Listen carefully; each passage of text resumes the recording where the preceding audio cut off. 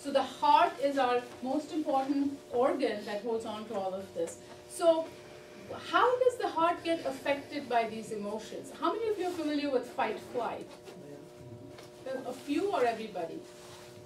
Just, okay, some people don't. So I'm going to spend just a couple minutes and then we'll get into what can we do. There are a lot of strategies I want to share with you. Okay, so what is fight-flight? Fight-flight, the word comes from the caveman days, okay? Long time ago, before we were on this earth. So our way back, our ancestors from, you know, thousands of years ago. So the caveman had only one stressor. What was it? Did he have to worry about bills and traffic and all that?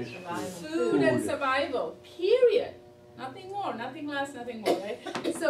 So what did he, so when he would go hunting or whatever, he would encounter an animal. Now sometimes it was a big animal, like say a lion or something, and then at times he saw, you know, like smaller animals, whatever they were, like rodents or I don't know what, but you know, like smaller animals.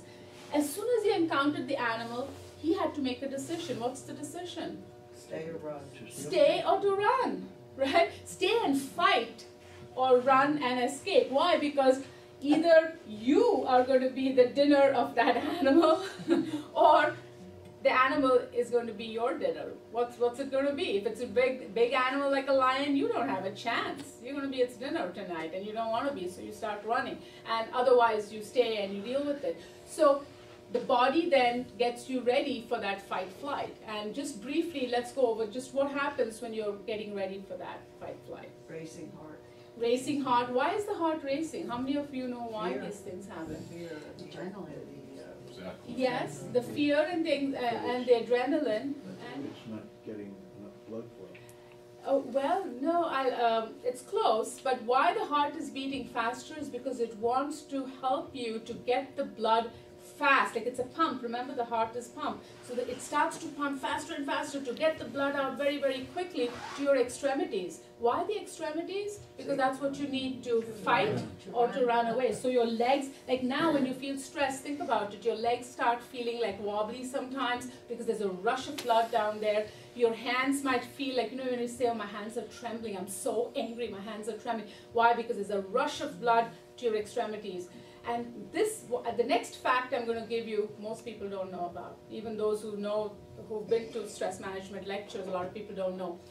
The blood also rushes to your brain to choreograph that running and rushing away. But which part of the brain?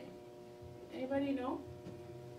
The brain has many parts to it, right? So it rushes to the back of your brain, which is called the primitive brain, okay? It's also called the hind brain. That brain, and it's also called the reptilian brain because reptiles have it.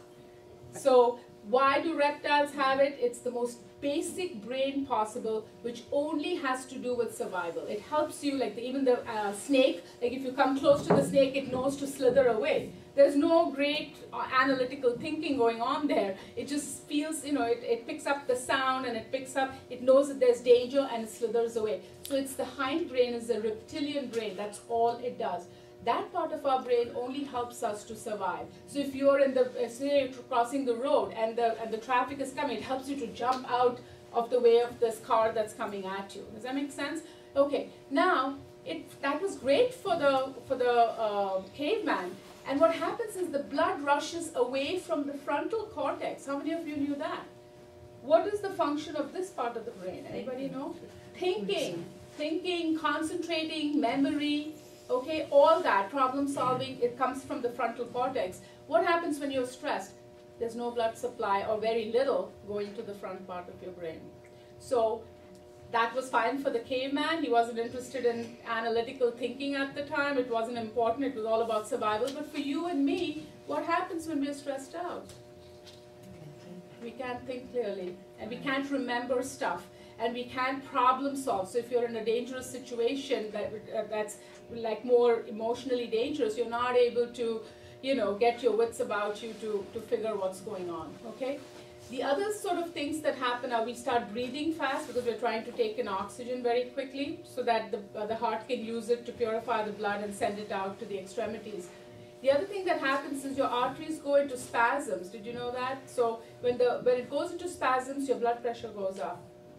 Okay, so when you're stressed, your blood pressure has gone up only because your heart is squeezing like this and trying to get the blood out very quickly to your extremities. The second thing that happens is your sugar levels go up. Why? Because when you're stressed out, you need what for survival? Energy.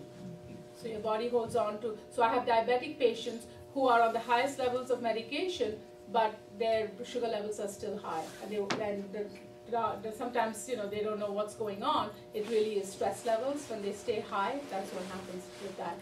And the blood pressure, the same thing. So today,